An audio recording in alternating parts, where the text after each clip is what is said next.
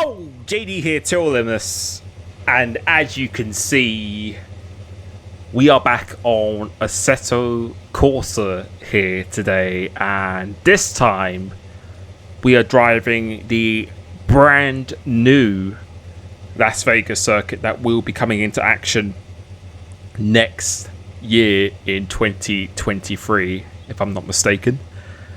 And this track I have not seen the layout whatsoever, so really just jumping into this completely blind, which is something I quite like to do with new tracks. It makes it a bit more exciting, see how quickly I can get up to a reasonable speed, and as we did with Australia last time, we are sticking with the cockpit cam because, like many people commented on that video, it just feels so much more satisfying driving this camera. And we have removed the halo though, just so you can see a bit more of the track itself. But yeah, I think I'm always going to stick with cockpit cam, especially when it comes to actual sims. As you can see straight away, we have absolutely no idea where we're going. I'm pretty much relying on the minimap on the right hand side. I have not seen anyone else do a single lap around this circuit at all. But what I do know is that it's pretty much all flat out, and there's only really 4 to 5 braking zones, and that was it. So I was preparing myself to be flat out most of the time.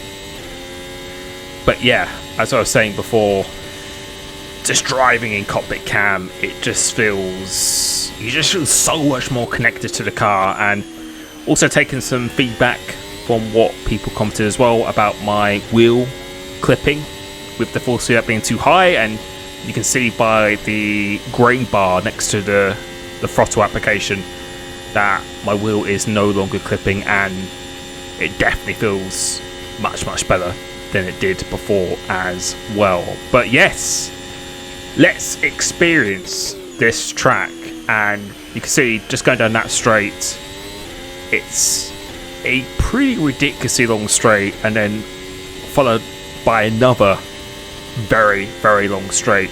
Now this is actually going to be the start of the lap. The pit lane is on the left hand side, so the start of the lap is now. So this is turn 1, so it's going to be a relatively short turn 1 going into there, and you can see this curve here immediately catches us out, and a little bit of a tricky first couple of corners.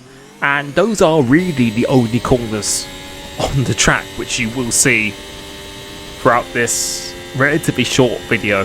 So again, we're going to try and complete a lap. So coming through into turn 1, obviously with the cockpit cam makes it a little bit more tricky. But again, this is something I think I'm always going to stick with. And hitting this curb, running out wide, hitting the barrier here. And yeah, definitely need to get a few more laps under my belt until I get that right. As we're followed in by another relatively long straight. Coming toward the end of this, you've got this massive globe ahead of you, and just locking the brakes, and around we go. So now we go for another attempt. Let's see if we can make it through the first sequence of corners. This time, not really spotting the braking point well at all. Really want to try and avoid this curb, but again, we just hit or just kiss it, and then it just punishes you straight away. But now I think we're going to actually complete a lap. So coming through into here, this is going to be turn 1. Again, quite a tricky corner. Really difficult to commit on the power going through these sequence of corners. And we have just about survived that slowly, but we managed to get that through that quite nicely. Now coming down the straight again, using the curb on the left hand side as the braking points, coming through into here. And I think that is Planet Hollywood in front, that massive globe, I believe. Not too sure if it is, but from looking at this track with all the lights and everything as well, I think it's going to be an incredible race to watch just from a spectator viewpoint. But being in cockpit here, which is something I really wanted to do around this track, you can see it's going to be such an intense track to go around. There's not that much runoff area during the corners itself. Obviously in the heavy braking zones there are a little bit, but if someone has an accident, there's quite a few blind corners around here, so it's going to be very, very interesting of how the race actually runs. Please let me know what you think F1's going to be like around this circuit. Do you think it's going to be a flop, or do you think it's going to be quite entertaining? But from this so far, as we're now completing our first proper lap, I think the racing will be fairly intense here. If you make one mistake like we're doing here, then you will be severely punished, because it's pretty much all straights. There's just, I think there's 4 massive long straights. Middle sector is almost flat out as well. If you don't have the momentum, if you don't have the car underneath you, yeah, I don't think you're going to have a good time. And a lot of people will think that it's going to be completely all straight line speed, but going through this sector and the next sequence of corners, although it's flat out, you are going to need a car that has the downforce as well.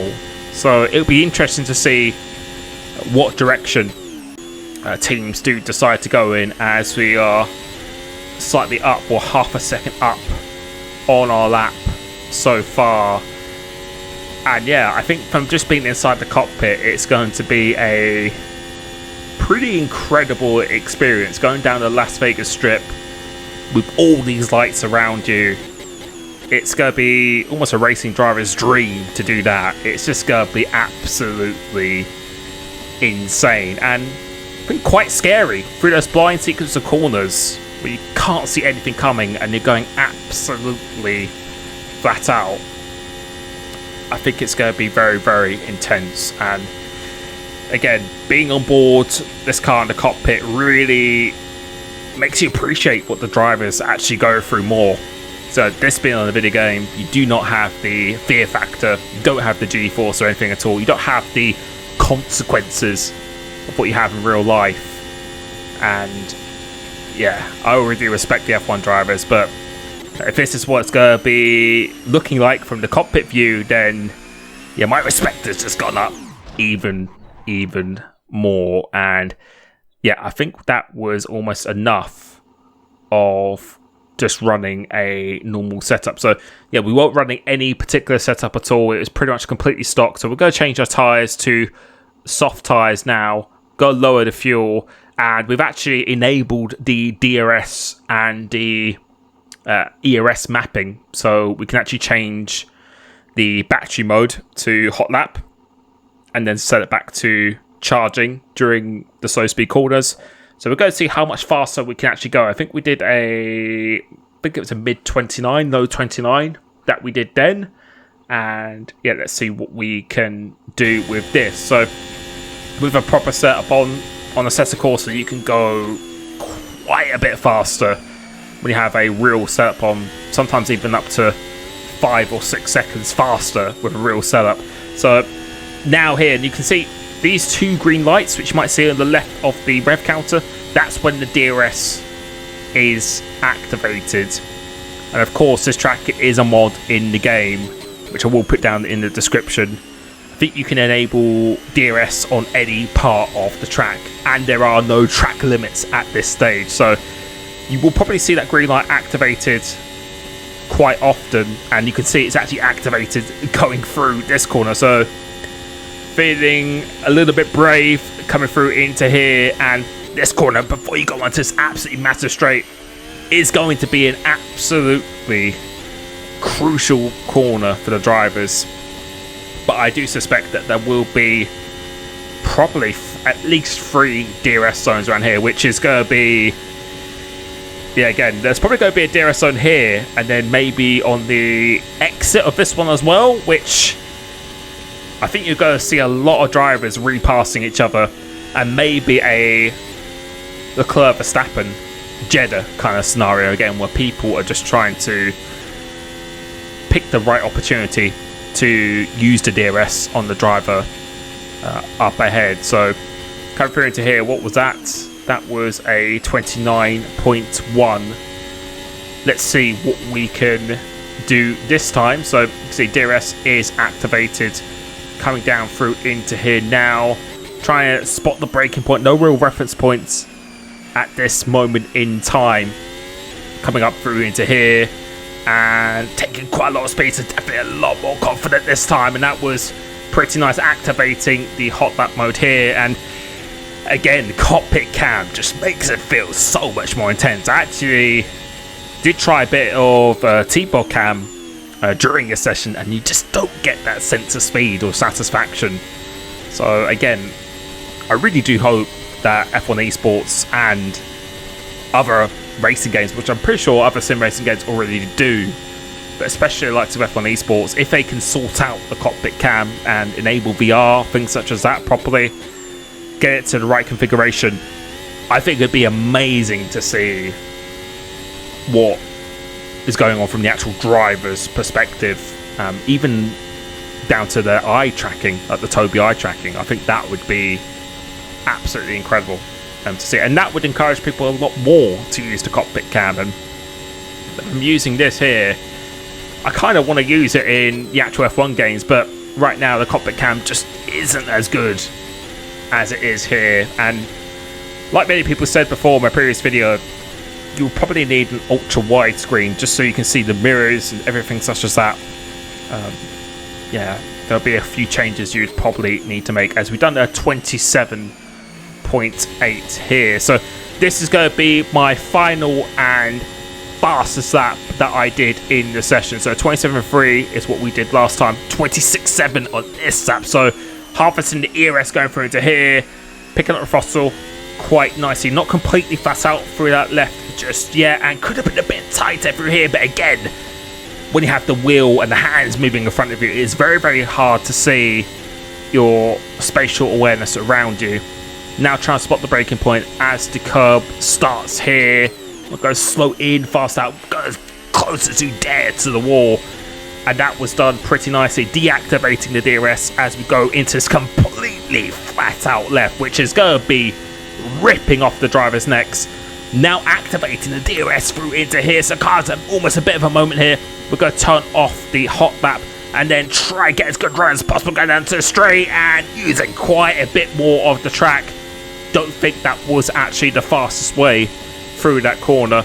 Now we're using the hot lap and the DRS again, going down this. I don't know if this is probably be the longest straight. I reckon Baku still holds the title of that, but it's a very, very long straight. Coming through into here, turning off the ERS again, then activating it, cutting the corner a little bit, but no track limits enabled just yet.